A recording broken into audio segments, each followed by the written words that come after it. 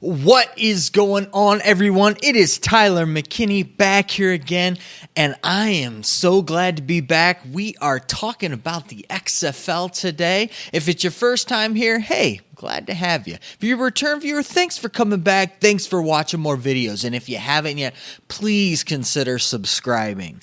And remember, leave those comments down in the comment section. I love interacting with you guys and, bouncing ideas off of you and just having conversation with you. It's great and it's fun. And remember, if you leave me some good comments, I'll definitely go ahead and feature those and feature your channel in one of the upcoming videos. All right, let's not waste any more time. Let's go ahead and let's get into the content for today. So we've got a couple different stories coming out of the XFL today. The very first story, and it's the one we're going to lead off with, is the official XFL balls. That's right. Game balls have been officially revealed, and each one of the different teams has one. What do I think about these? Well, part of me likes them, and part of me doesn't. Let's go ahead and let's start with the dislikes. First, the dislike with it. I kind of am like, so let's look at kind of how kind of the whole football kind of industry, the football itself, has kind of evolved kind of over time. So as time has progressed, you've noticed that like different teams are starting to use kind of different balls, different game balls, and actually you're starting to see the team logos getting on game balls, whether they be pro teams or whether they be, have been college teams, high school teams, semi-pro teams, whatever. You're starting to see, a lot of different variations in balls and that with it. And to where it was kind of almost kind of gonna happen. It's kind of evident that this was going to happen, that we were going to have kind of different game balls for the different teams. How they're going to use them, I don't know. I don't know if they're just when they go out there. I would imagine probably what's going to happen is that when Seattle's on offense, Seattle's going to use Seattle balls. When Houston's on offense, they're going to use their balls and vice versa and that with it. So I don't know if I really like the changing, because with the XFL logo changing on them ever so slightly, but it's like a different color. And I just don't know how that's going to look, having a different color on the balls. Now, who knows? You might not see it on TV. And I don't know if that actually gives an advantage to one team over the other. I don't know. It seems to be that they were trying them out during the spring league this spring. So maybe it really doesn't make that big of a difference, what color is on the ball or what not. It just seems to me that there's just too much color scheming going on with them when it comes to actual on-field play. I don't know. Sometimes when I look at it, I like the X on the ends. Sometimes I don't. When I look at them, it kind of makes me think of, I'm just going to come out and say it, it reminds me of back when I was a kid and you could get those Nerf balls. And they had those Nerf balls that had all those different colors, and you could get them, you could get all sorts of cool different Nerf footballs. That's what it reminds me of. Take it whatever, for whatever you want. If you like it, don't like it. It just reminds me of it, and a lot of it has to do with the color schemes, that X on the end, and the grip. The grip is in this like X shape, whereas most balls have been kind of like the grip on them have been kind of the dimple, where it's got the the little circles all over it, and then that's kind of the grip on the ball. Whereas this is kind of an X pattern, and I don't know. It's kind of interesting to me.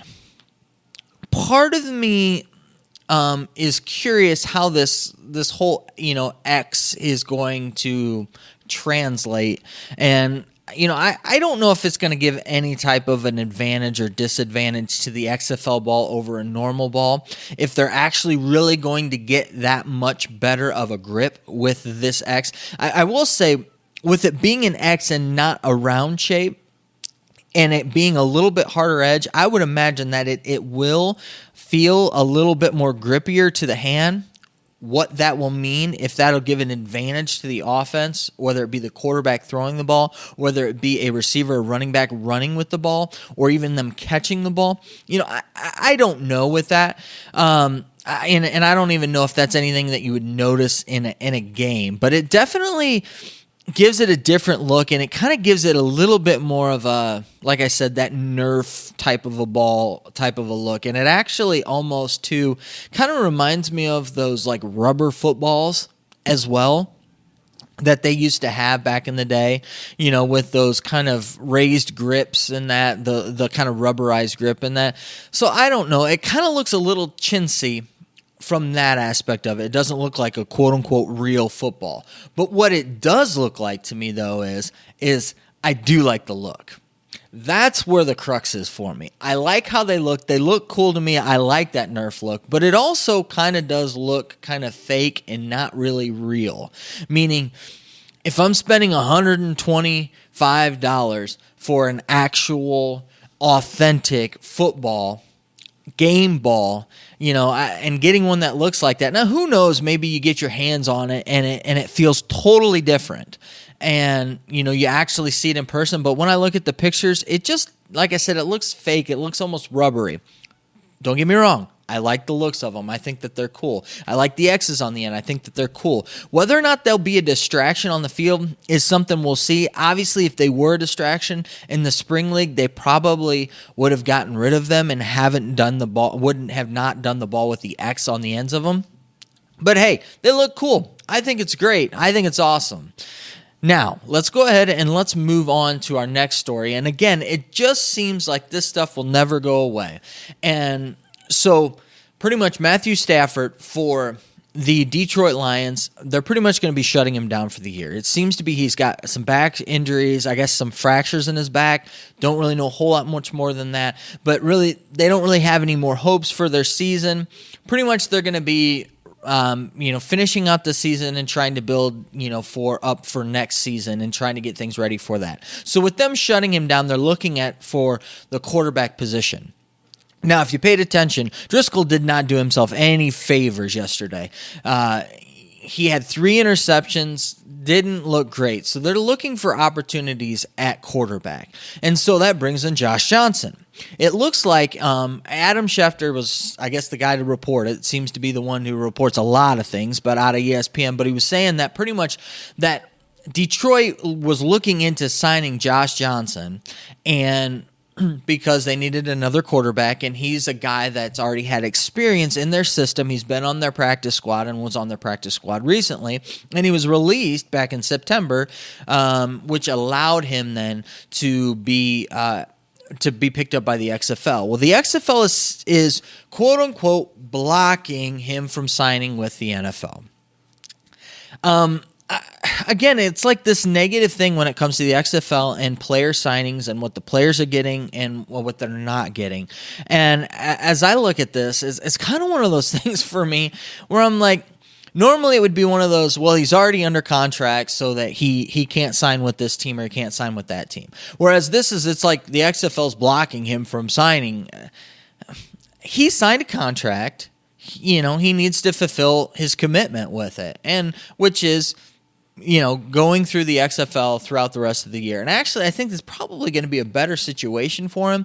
I don't necessarily know if he was actually going to really, truly get an opportunity to start if he would have been picked up by Detroit, and Detroit would have been able to sign him back because it seemed like they definitely wanted him because of his being familiar with the team and with their offense and that with it, to where they would, try somebody new. And I don't know if he would have actually been able to get on the field. But the XFL, it looks like he's definitely going to have a real good shot of getting on the field and really showing his talent and what he can do, with that, to where, I don't know.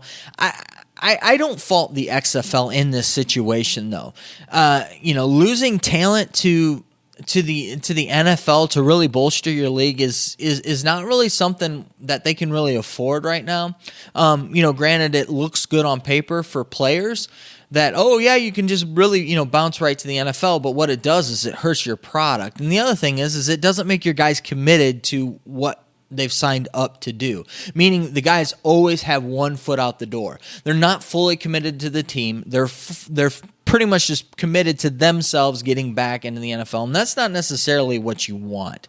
You don't want the end-all, be-all of your league to be getting people to the NFL. That's not what you want. What you do want is you want to tell the guys, listen, this is going to be an opportunity for you. You come in here, you work hard, and things are going to happen for you, and that's what the XFL is doing.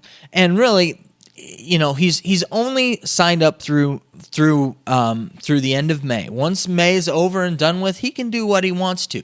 And if he does really well in the XFL, I'll give him another shot in the NFL. I think that it's a good thing for the XFL. It's being projected in a negative light, but I think that it's a good thing for the XFL for them to do it the way that they're doing it, and making him, fulfill his contract and to be part of the XFL, the contract that he's signed. And there have been some reports out there. I don't know how much they would sign him to. The typical practice salary, or what a typical practice player makes over the course of a season, is roughly around $110,000, give or take, a little bit more, a little bit less than that. So I don't know. It just depends upon what he is actually going to be making as a tier 1 quarterback. Whether that contract be somewhere around $250,000 to $500,000, which is what we were told. Now, we have not seen anything about a tier 1 quarterback contract. We've only seen what the average contract is going to be, which is, again, average $55,000 a year, which we know that those tier 1 quarterbacks are going to be making more than that. But still, if he ends up making even less than that, let's say he gets a contract $150,000, $200,000, it's still making more than what he would be on the practice squad, and them signing him up. And the other thing is none of that money's guaranteed. So he's only getting a weekly check from the from the NFL. So again, there's a lot of stipulations that go into a lot of this stuff and that. So again, it's kind of one of those things to where it's like, I understand that the opportunity to get into the NFL, but I also understand what the XFL needs to do in protecting itself, because the AAF, if you remember, Josh Johnson was the very first pick of the draft, the AAF, and he didn't even make it into the league. And I think if he would have made it into the league and actually been playing in the league, I think they would have had another quarterback that would have been there for them, that would have been would have added a little bit more clout, and probably would have definitely raised the level of the quarterback play for the league to where, I think it would have given the league a better shot. I still think they would have fallen under, financial troubles, and they wouldn't have been able to necessarily bring in the finances that they needed to stay alive. But I think it definitely would have helped the quarterback play, and I think you would have seen a little bit of more prolific passing games from the AAF. But listen, those are just my thoughts. The question is, what do you think? What do you think about the new XFL ball that they just released? Do you like it? Do you not like it? What do you think about the XFL blocking Josh Johnson from signing back with the Detroit Lions and getting back into the league? Really, I'd love to hear your thoughts and what you think, and leave me your comments down in the comment section. You guys are awesome. You guys are great with it, and hopefully we can have some good discussion about these things. All right, well, I know that you're busy and know that I'm busy, so let's get on out of here. You have a good night. Bye.